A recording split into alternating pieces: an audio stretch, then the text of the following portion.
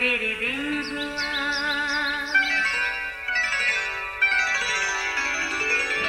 नया फिर दिन हुआ, पुरानी रात का करे सो शुक्र हम खुदा की जात का, खुदा की जात का नया फिर दिन हुआ।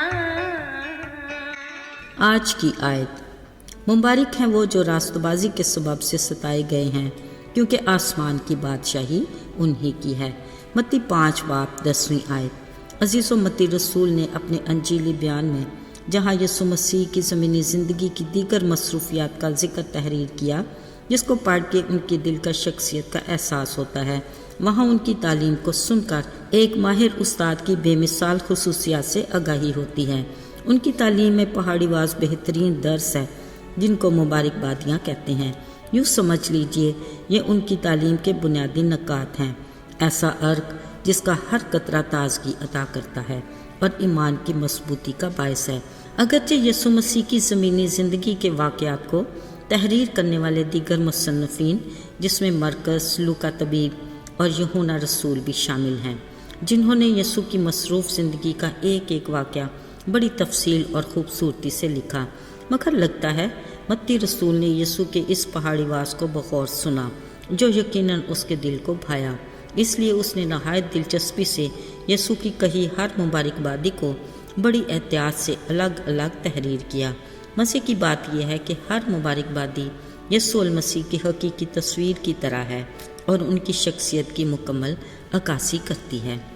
अजीज़ो, यसु अल मसीह ने अपने मशहूर पहाड़ीवास के आखिर में कहा, मुबारक हैं वो जो रास्तबाजी के सबब से सताए जाते हैं और लान तान किए जाते हैं। ये अल्फाज भी खुद यसु मसीह की ज़ात पर पूरे होते हैं। इंसानी जिस्म में वो कामिल इंसान थे। लाख कोशिश के यसु के हसद रखने वाले उनकी शख्सियत, इखलाक और किरदार में इल्ज़ाम तराशी के लिए कुछ ढूंढते रहते, मगर वो नाकाम रहे। अगरचे वो रास्तबाजी का मुंह बोलता सबूत था, मगर उस दौर के मजहबी ठेकेदार उस पर इल्ज़ाम साबित करने के लिए आजमाते रहे, मगर वो हर बात में बेकसूर निकला। कलाम मुक़द्दस की पेशगोइयों की तकमील के लिए मुकर्रर वक्त पर अपने मिशन की तकमील के सिलसिले में वो ऐसे मराहल से गुजरा कि उसको लान तान किया गया, कोड़े लगाए गए, कांटों का ताज पहनाया गया, अदालतों में पेश किया गया, झूठे गवाहों ने इल्ज़ाम लगाए, सलीबी मौत का फतवा लगा। अगरचे वो बेकसूर था, मगर उसकी बनिनो इंसान गुनाहगार से मोहब्बत की इंतहा देखें कि उसने ये सब कुछ बर्दाश्त किया ताकि हमें गुनाह की दलदल से निकाल कर अपने लहू से पाक करके नजात का तोहफ़ा दे और हमेशा की ज़िंदगी का वारिस बनाए। अजीज़ों, उसने कहा, जो मेरी पैरवी करना चाहे वो अपनी खुदी से इनकार करे, अपनी सलीब उठाए और मेरे पीछे हो ले। याद रहे, रूहानी ज़िंदगी फूलों की सेज नहीं, इन फूलों के साथ कांटे भी हैं, मगर जिसने हकीकी मानों में यसु की पैरवी की और हक और सच की राह पर चला, उसने इस राह पर रखे अबलीस के पत्थरों से ठोकर भी खाई, कभी गहरी खाई में भी गिर कर दुख उठाया, कभी कांटों का दुख भी सहा, मगर वो ईमान में मजबूत रहा और तंग रास्ते की हर रुकावट को दूर करके साबित कदम रहा, क्योंकि खुदा अपने वादे के मुताबिक उसके साथ था। हमारे लिए स्तिफनस खूबसूरत मिसाल है। वो दलेरी से अपने ईमान पर डटा रहा। लोगों ने उसे संसार किया, मगर वो उनके लिए खुदा से मुआफ़ी की अपील करता रहा और मसीह के लिए अपनी जान कुर्बान करके आसमान पर बड़े अजर का हकदार ठहरा। यसु का शागिर्द पतरस, जो कभी कमज़ोर शख्सियत का मालिक था, मगर वो वक्त भी आया जब वो यसु के हुक्म से आसमानी बादशाही की मुनादी करते सरकार के हत्थे चढ़ गया। उसको कैद खाना में डाला गया। अगले दिन उसकी सज़ा यकीनी थी, मगर वो कैद में सख्त पहरे में भी सुकून और आराम की नींद सो रहा था। फिर खुदा ने अपने फरिश्ते को भेजकर उसे कैद से रिहाई दी, क्योंकि पतरस के लिए अभी खुदा का मंसूबा तकमील को नहीं पहुंचा था।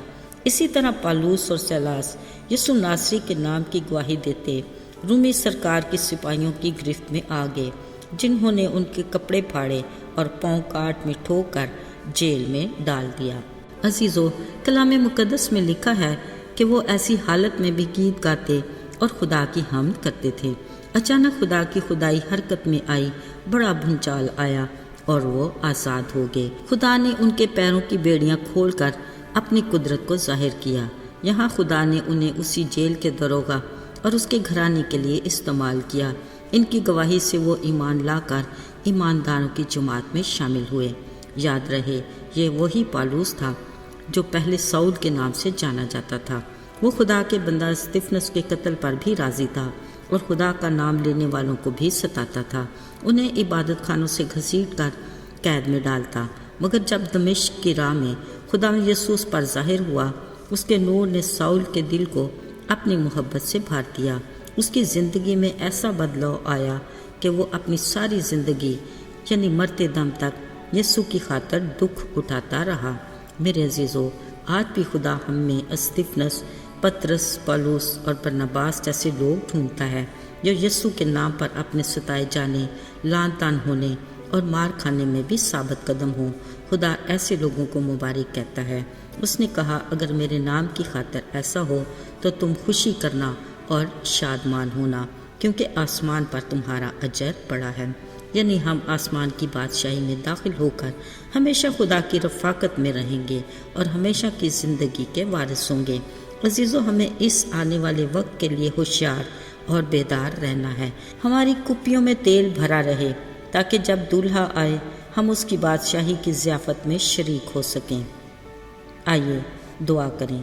آسمانی باپ، تو جو شفیق باپ کی طرح نہ صرف ہماری جسمانی بھوک پیاس کی فکر کرتا ہے بلکہ تو ہمیں روحانی طور پر بھی سیر اور آسودہ کرتا ہے۔